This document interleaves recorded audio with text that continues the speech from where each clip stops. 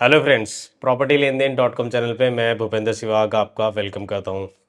जैसा कि आपने देख ही लिया होगा, आज हम बात करेंगे दिल्ली के मास्टर प्लान की। लास्ट मास्टर प्लान 2021 में ख़त्म हो चुका था, या उसी को अब तक आगे एक्सटेंड किया जा रहा था। उसी की जो बनाई पॉलिसी थी उस पर काम हो रहा था, बट फाइनली अब दिल्ली के एलजी ने दिल्ली का नया मास्टर प्लान पास कर दिया है। ये मास्टर प्लान पहले 2041 तक के लिए था, बट अब इसको बढ़ाकर दिल्ली का मास्टर प्लान 2047 कर दिया गया है।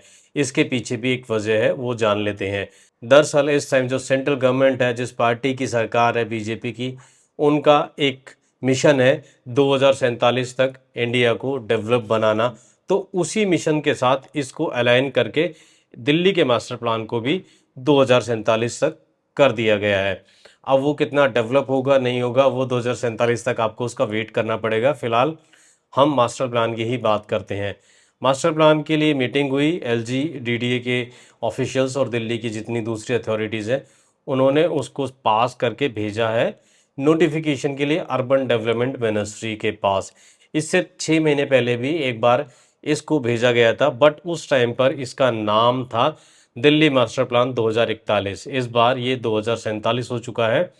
और इस बार इस तरह की खबरें या इस तरह के सोर्सेज से पता लग रहा है हमें कि बहुत जल्दी ही अर्बन डेवलपमेंट मिनिस्ट्री भी इसको नोटिफाई कर देगी।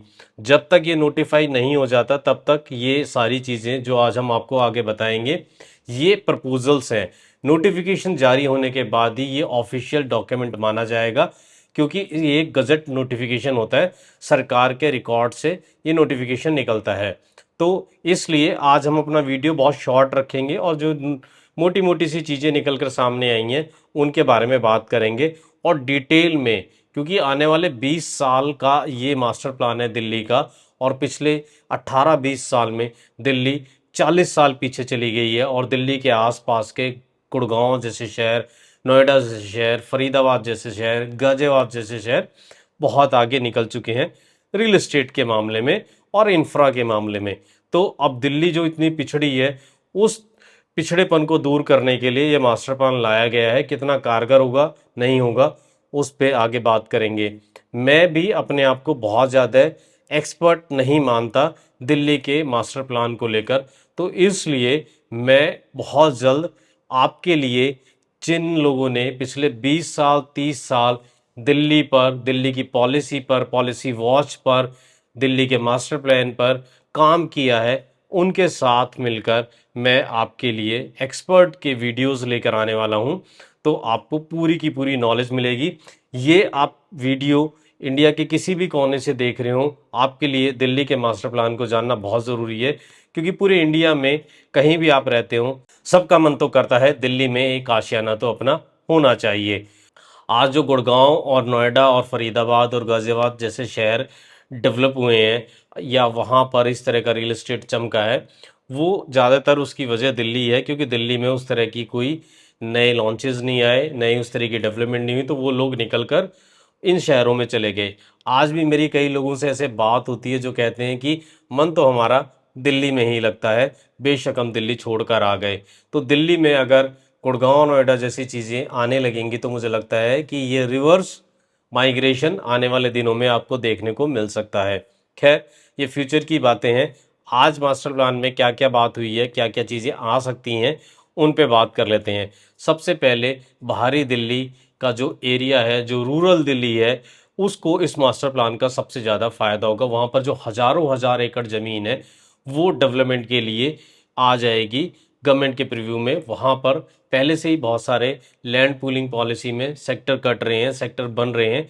ये ग्रीन फील्ड सेक्टर होंगे, कोई ब्राउन फील्ड सेक्टर नहीं होंगे, नए सेक्टर बनेंगे। तो आने वाले दिनों में आपको इस एरिया में बहुत सारे नए सेक्टर्स देखने को मिलेंगे। अब तक आपने UER 2 सुना है, यहाँ से UER 1 भी निकलना है, UER 3 भी निकलना है। और इस मास्टर प्लान में ऐसा पता लगा है कि प्रपोजल है ना सिर्फ मेट्रो स्टेशन, RRTS और जो रेलवे स्टेशन की जो कॉरिडोर है उनके 250 और 500 मीटर के दायरे में TOD जोन होंगे, बल्कि ऐसा प्रपोजल आया जा रहा है कि UER 2, 3 and 1 जो एक बन चुका है, जो दो बनेंगे, वहाँ पर भी आपको टीओडी जोन देखने को मिलेगा। इन एरिया के, इन हाईवेज के, इन एक्सप्रेसवे के दोनों तरफ 250 मीटर के एरिया में TOD zone, transit Orient development, मतलब वहाँ पर हाई डेंसिटी या ज़्यादा एफएआर मिलता है और वहाँ पर ज़्यादा घर आपको देखने को मिलेंगे। दिल्ली एनसीआर एक बहुत बड़ी जो समस्या है उससे जूझ रहा है, बहुत बड़ा क्राइसिस है अफोर्डेबल होम्स का। पिछले दिन एक रिपोर्ट भी आई थी कि 62% डाउन हो गई है सप्लाई अफोर्डेबल होम्स की। ऐसा सुनने में आ रहा है कि जब ये मास्टर प्लान इम्प्लीमेंटेशन आ जाएगा, नोटिफिकेशन आ जाएगा, तो आपको दिल्ली में लग्जरी सेगमेंट के साथ साथ अफोर्डेबल सेगमेंट में भी बहुत सारे हाउसिंग आपको देखने को मिलेंगे, बहुत सारे घर ऐसे देखने को मिल सकते हैं। जैसा कि मैंने बताया, लैंड पूलिंग पॉलिसी में आपको बहुत सारे नए सेक्टर देखने को मिलेंगे। तो वहाँ पर जो रोड ही होंगे, अभी तक आपने 12 मीटर के रोड देखे होंगे, 10 मीटर के, वहाँ पे रोड ही 18 मीटर से स्टार्ट होंगे, ऐसा प्रपोजल बनाया गया है। और वहाँ पर मेट्रो के कॉरिडोर और आरआरटीएस का भी फ्यूचर में प्लानिंग आपको देखने को मिल सकती है। आज से 1 साल पहले हमने दिल्ली के मास्टर प्लान को लेकर, एक एक्सपर्ट है मिस्टर रमेश मेनन, उनके साथ एक पॉडकास्ट किया था। वो पूरे देश के लोगों ने देखा था, करीब 1 लाख लोगों ने वो पॉडकास्ट देखा था। उसके बाद मेरे पास काफ़ी लोगों के फ़ोन आए थे और मेट्रो से भी आए थे, मेट्रो के कई ऑफिशियल्स के कॉल आए थे। वो ये जानना चाहते थे कि कब ये मास्टर प्लान इधर आएगा, तो वो भी अपना उधर कुछ रियल एस्टेट और कुछ कॉरिडोर्स को प्लान कर सकते हैं। तो सबकी निगाहें इसी मास्टर प्लान पे थी।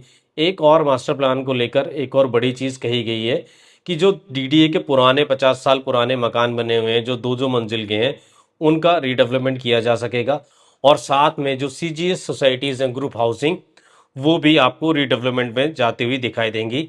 इसके लिए एफएआर भी बढ़ाया जा रहा है। मान के चलते हैं एक कोई सीजीएस सोसाइटी होगी जहां पर अभी तक 300 फ्लैट बने हुए थे, वहां अब 400 फ्लैट बन सकते हैं। आपको रीडेवलपमेंट को समझना है तो आपको थोड़ा सा मैं लेके चलता हूँ मुंबई की तरफ। मुंबई में बड़े लेवल पर जो पुरानी ग्रुप हाउसिंग बनी हुई है, वहाँ पर रीडेवलपमेंट हो रहा है। अडानी बहुत बड़े लेवल पर वहाँ पर रीडेवलपमेंट कर रहा है। तो आने वाले दिनों में दिल्ली में भी हाउसिंग की सप्लाई आपको बहुत ज़्यादा देखने को मिलेगी और उसका असर कोई माने ना माने आपको एनसीआर की मार्केट यानी फरीदाबाद, गुड़गांव, नोएडा, इन पर भी देखने को मिलेगा, क्योंकि बहुत ज़्यादा सप्लाई दिल्ली में आ जाएगी। इन सीजीएस सोसाइटीज़ की अगर मैं बात करूं तो दिल्ली के पॉश एरिया में ये बनी हुई हैं। ये आपको रोहिणी, पीतमपुरा में देखने को मिलेंगे, ये आपको मयूर विहार में, आईपी एक्सटेंशन में, द्वारका में बहुत एरियाज हैं जहां पर अगर इनका रीडेवलपमेंट होगा तो यहाँ पर जितने एग्जिस्टिंग फ्लैट हैं उससे ज़्यादा फ्लैट आपको देखने को मिलेंगे, तो सप्लाई बढ़ जाएगी। इसके साथ साथ बहुत सारे ऐसे लोग हैं दिल्ली के, खास तौर पर लोग जिनके पास पैसे हैं और जिनका एक ड्रीम रहता है कि हमारा एक फार्म हाउस हो। तो इस मास्टर प्लान में फार्म हाउस को लेकर भी प्रोविज़न किया गया है। जी हाँ, 1 एकड़ में 2 फार्म हाउस बनाए जा सकेंगे और ये फार्म हाउस के लिए लैंड भी नोटिफाइड है। दिल्ली और जो दिल्ली से लगता हुआ हरियाणा है, उसके जो बॉर्डर के गांव हैं उसमें ये फार्म हाउस आ सकेंगे। और इसके अलावा 47 विलेज ऐसे हैं जहां आपको लो डेंसिटी रेजिडेंशियल एरिया देखने को मिलेगा, ग्रीन डेवलपमेंट देखने को मिलेगी, जहां ये फार्म हाउस बनाए जा सकते हैं।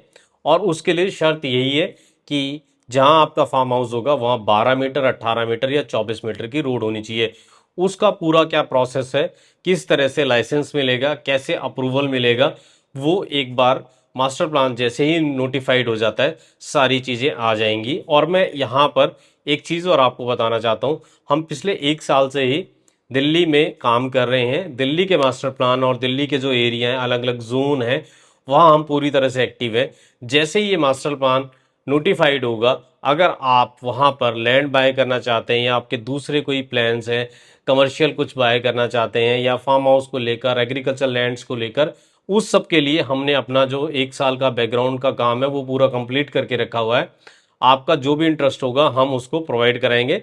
खैर, ये एक बार नोटिफाइड हो जाए चीज़ें, फिर उसके बाद एक एक करके हम चीज़ें लाते रहेंगे। कहाँ किस तरह की अपॉर्चुनिटी है वो भी बताएंगे। सीजीएस सोसाइटीज़ को खरीद के कहाँ पर टीओडी जोन बनेंगे, वहाँ आप अगर कोई एक प्रॉपर्टी भी बाय कर लेंगे और फ्यूचर में उसको किस तरह से आपका फ़ायदा हो सकता है उसके बारे में बताएंगे। फार्म हाउस के बारे में बताएंगे और अफोर्डेबल प्रॉपर्टीज़ आएंगी उनके बारे में बताएंगे, नए नए सेक्टर कटेंगे, वहाँ कोई प्लॉटिंग डेवलपमेंट आएगी तो वो भी आपको बताएंगे। तो अब से इस चैनल पे आपको दिल्ली के रियल एस्टेट के बारे में भी काफ़ी कुछ देखने को मिलेगा। अभी तक आपने देखा है कि हम गुड़गांव और आसपास के जो शहर हैं उनके बारे में ही ज़्यादा बताते रहे, क्योंकि दिल्ली में पिछले कई सालों से ऐसा कुछ था नहीं। यमुना को लेकर भी एक ओ जोन में यमुना को डिवाइड किया गया है, जो फ्लड एरिया है यमुना का, वहाँ पर किसी तरह का कोई कंक्रीट का कंस्ट्रक्शन नहीं हो सकेगा, बट उसको दो जोन में बांट दिया गया है। उसका जो दूसरा जोन है वहाँ पर रिक्रिएशनल एक्टिविटीज़, पार्क और ये सारी चीज़ें आपको देखने को मिलेंगी। और ईज़ ऑफ डूइंग बिजनेस को लेकर भी इस मास्टर प्लान में बताया गया है कि एनओसी लेने के लिए अलग अलग डिपार्टमेंट्स के चक्कर नहीं लगाने पड़ेंगे, वो भी काफ़ी आसान हो जाएगा। साइकिलिंग ट्रैक को लेकर, मेट्रो के कॉरिडोर्स को लेकर बहुत सारी प्लानिंग है। जो रिठाला का मेट्रो का कॉरिडोर है वो सोनीपत तक जा रहा है, उसको लेके भी बात की गई है। वहाँ पर एक डिपो बनना है, उसका चेंज ऑफ लैंड यूज़ भी कर दिया गया है। तो ये बहुत सारी ऐसी छोटी छोटी चीज़ें हैं जो आपको इस मास्टर प्लान में आने वाले दिनों में देखने को मिलने वाली हैं। एक और इम्पॉर्टेंट चीज़ है एफएआर। जो भी ये डीडीए के रीडेवलपमेंट होगा, सीजी सोसाइटी का रीडेवलपमेंट होगा, और भी कई चीज़ें ऐसी जो रीडेवलपमेंट में होनी है या नई चीज़ें आनी है, वहाँ पर एफएआर को भी रिवाइज किया गया है। किस एरिया में क्या एफएआर होगा, टीयूडी जोन में क्या एफएआर होगा, कितना बाय कर सकता है, वो सारी चीज़ें आपको आने वाले दिनों में जैसे ही नोटिफाइड होगा मास्टर प्लान, उसमें सारी चीज़ें मिल जाएंगी। मैं आपको इतना श्योर करता हूँ कि जैसे ही मास्टर प्लान नोटिफाइड होगा हम एक्सपर्ट के साथ आपके सामने आएंगे। आज बस मेरे को आपको ब्रीफ में ये बताना था कि मास्टर प्लान आ चुका है, उसमें क्या क्या पॉइंट्स मेन है वो मैंने आपको थोड़ा सा ब्रीफ में बता दिया, और दिल्ली में जो अपॉर्चुनिटीज़ होंगी उसके बारे में भी आपको ज़रूर बताएंगे।